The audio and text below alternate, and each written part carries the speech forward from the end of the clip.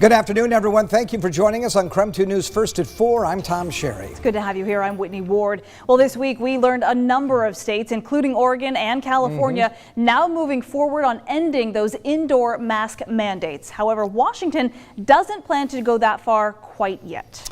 Yeah, as Washington Governor Jay Inslee announced today that starting February 18th, his outdoor mask mandate will be lifted. Now, that mandate applied to outdoor gatherings with 500 people or more. Inslee cites COVID hospitalization declining on both sides of our state as part of his decision to lift that outdoor mask mandate. He also says projections show a steep decline in those hospitalization rates. Currently, though, no date has been set for when the indoor mask mandate will be lifted. As you know, we have saved thousands of lives in the state of Washington because we have been responsible and because we have followed science. And we are going to continue to do that. And fortunately, the science now allows us to move to a new transition period of lifting these requirements. Governor Inslee plans to announce the date of when he will lift the indoor mask mandate next week after reviewing more data. He also announced that the state will remove the requirements that hospitals postpone non-elective surgeries on February 17th. In the meantime, to the relief of many parents and children, Washington's superintendent of public instruction is now saying it is time to end the statewide mask mandate in schools. He released a statement today asking the governor to eliminate that mandate and allow the decision then to be made by local health officials. Superintendent Rakedahl was adamant that masks have worked, but also acknowledged we do have other tools now. He's hoping that mandate could be removed here in the next few weeks. 4 years ago, Caleb Sharp opened fire on his classmates at Freeman High School. He killed one student and wounded 3 others, and he pleaded guilty to murder. Well, for the last 2 weeks, the Freeman community has shared their victim impact statements as a part of his sentencing. So today we actually heard from the bus driver who took the shooter to school that morning. KREM 2's Amanda Rowley is here now sharing what she had to say today. Amanda. Well, we knew from court documents the school shooter brought several guns with him in a golf bag on the bus to school. Now, in a statement today, the bus driver of that bus told the judge September 13th, 2017 is a day she will never forget. Now, she says in the days, weeks, and months following the shooting, Freeman families seem to doubt her ability to keep their students safe. The shooter rode her bus the day of the shooting, but she was unaware of his plans. Now, that morning, she asked him to store his golf bag in the under compartment of the bus, not knowing what was in the bag. Now, she told the judge after the shooting she felt shunned by Freeman parents.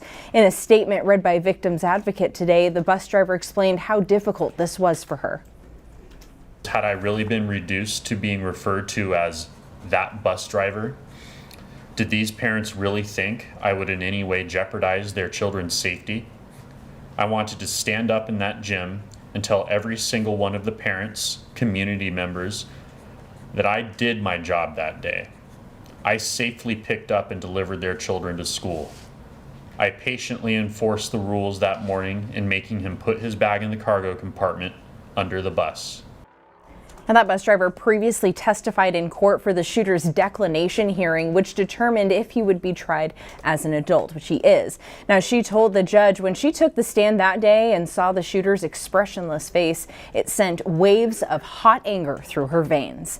Now, we are nearing the end of hearing victim impact statements from the Freeman community. Court will resume for a final day of statements tomorrow morning. Amanda Rowley, KREM 2 News. All right, Amanda, thank you very much. And as we take a quick pause from the headlines just to talk about weather, really another nice day out there today. I mean, it's still cool, obviously. There's still snow on the ground, but it's actually melting really fast. It is. In these just, pretty moderate days. And the main roads are in great shape. Yeah. We're 3 degrees away from 50 degrees right now. I love that. Yeah, take a look at the current temperature, 47 degrees. Mostly cloudy skies out there. We had quite a bit of sunshine earlier on. Wind is out of the southwest at 7, so that's not a big deal. We'll call for increasing clouds this evening and in the overnight hours. Not going to get overly cold. I think it will get down to about freezing, though. When you look at the cloud cover on the satellite and radar picture, not showing you any rain or snow occurring across the region. We'll see an overnight low low of about 32 tonight. Mostly cloudy this evening, becoming partly cloudy overnight, and then partly cloudy skies expected on Thursday with a daytime high again of 47 degrees. For the weekend, still on track for mid-40s Saturday and Sunday. Again, both those days should remain dry under partly cloudy skies. I'll check the rest of that 7-day forecast for you coming up in a couple of minutes. Sounds good, Tom. Thank you. Washington State Democrats announcing their Move Ahead transportation proposal just yesterday. But there's some pushback from Republicans who feel that they were excluded from that funding process. KREM 2's Cody Proctor joins us now to give us a closer look at the plan and what it includes for Eastern Washington. Well, Tom and Whitney, the $16.8 billion 16-year proposal would help with projects in both Western and in Eastern Washington, including a major Spokane project. According to Representative Marcus Riccelli, the North of Spokane Corridor project could wrap up 18 months to 2 years early, depending on how they spend the money. He says the transportation package is intertwined with a supplemental transportation budget. A lot of people don't believe that we're going to get to the day where we'll finish the North Spokane Corridor. It's a project that started before I was born. But I think if we can bump up some of the cash investments and how the spend occurs, that we can move the project up. And I think 18 months or 2 years would be a huge win for our community. Other items included are $50 million for the Spokane Transit Authority for a rapid bus line on Division, $4 million for a Liberty Park land bridge to reconnect part of the East Central neighborhood, and $11.9 million for the Millwood Trail and bicycle and pedestrian improvements for the Cook Street and Pacific Avenue greenways.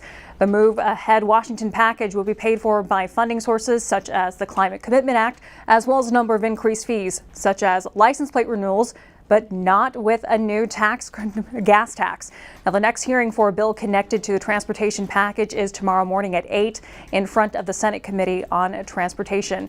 Republican lawmakers called the package a partisan proposal and one that gave them no opportunities for input.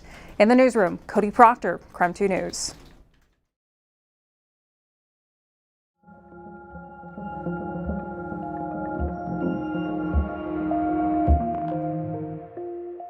Former employee with the Washington Department of Health is suing. We'll let you know why. She says her criticism of the Spokane Regional Health District got her fired. Coming up right after the break.